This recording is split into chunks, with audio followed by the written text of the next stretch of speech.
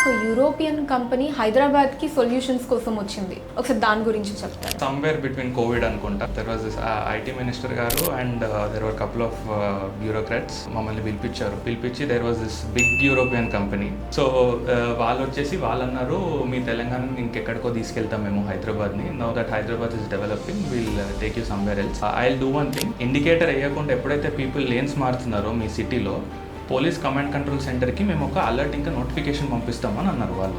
మేమంతా okay fine అని అనుకున్నాం మేము. But he doesn't know the actual Indian traffic problems అని అనుకున్నాము.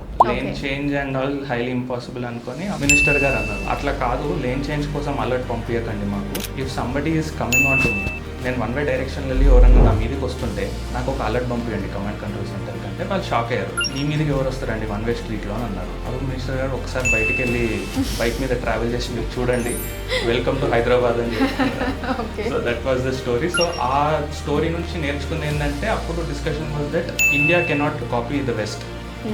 మన ప్రాబ్లమ్స్కి మనమే సొల్యూషన్ తెచ్చుకోవాలి తప్ప వాడు వచ్చి లేన్ చేంజ్కి నేను అలర్ట్స్ ఇస్తా అది ఇస్తా అంటే పనిచేయవు సొల్యూషన్స్ మన దగ్గర. So that's how we started in AI research సెంటర్లో. మన ప్రాబ్లమ్స్కి మనమే సొల్యూషన్లు డిజైన్ చేసుకుందాము, ఎంకరేజ్ చేద్దాం మన వాళ్ళని స్టార్ట్.